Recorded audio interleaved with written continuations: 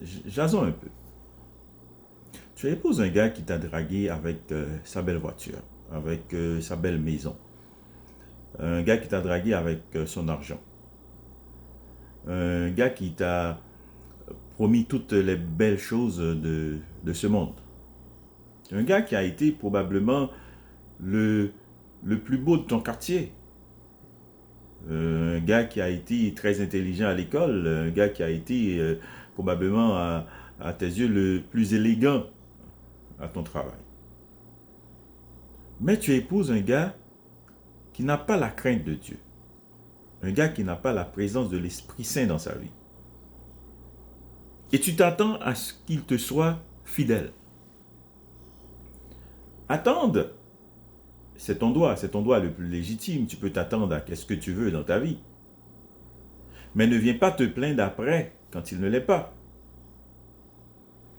Car dans ce monde que nous vivons en ce moment, les tentations ils viennent de tous bords, de tout genre, sous toutes les formes. Comment le gars il peut te garantir qu'il va être l'époux que tu as toujours voulu dans ta vie, l'époux fidèle que tu as toujours rêvé d'avoir dans ta vie? Le gars, il va pas à l'église, il ne prie pas, il lit pas la Bible. Comment il va faire?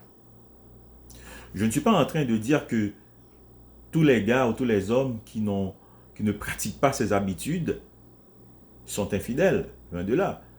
Dieu, il fait des dons et il en fait à qui il veut.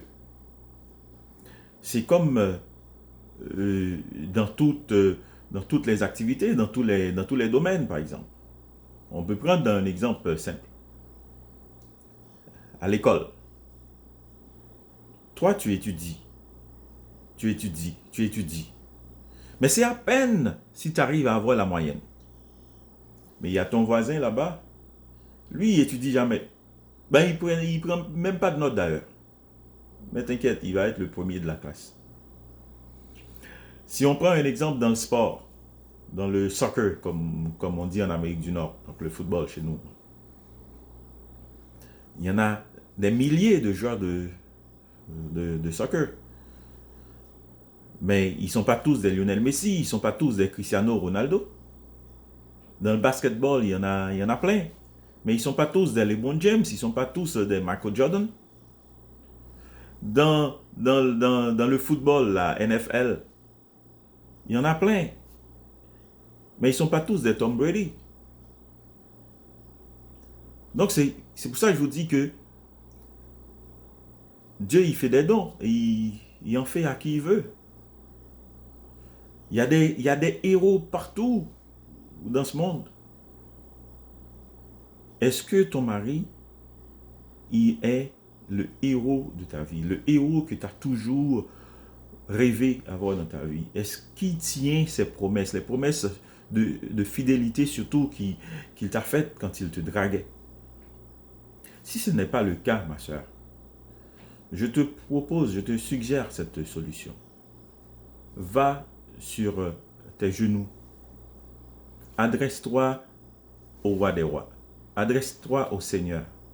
Demande-lui de te donner, de faire de ton mari l'homme, le père de famille dont tu as toujours rêvé, le père de famille fidèle que tu as toujours espéré avoir dans ta vie, le modèle d'homme que toi tu as toujours voulu être, que lui probablement il a toujours voulu être dans sa vie, dans son foyer. Essaie cette proposition, ma soeur, et tu vas avoir ta réponse. Car Dieu, il répond aux prières. Il répond à nos besoins. Et la prochaine fois qu'un gars il va venir te draguer, ou toi qui n'as pas encore un gars qui te drague, quand ça va arriver, demande-lui, et qu'il te promet, par exemple, s'il te promet d'être un gars fidèle, demande-lui comment il va faire. S'il n'est pas capable de te dire que c'est l'Esprit de Dieu qui va l'aider à être fidèle, alors il doit te dire qu'il y a un héros.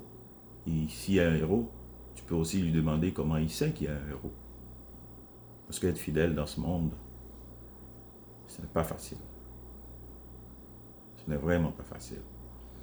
Donc je vous souhaite à tous et à toutes que de bénédictions dans vos foyers.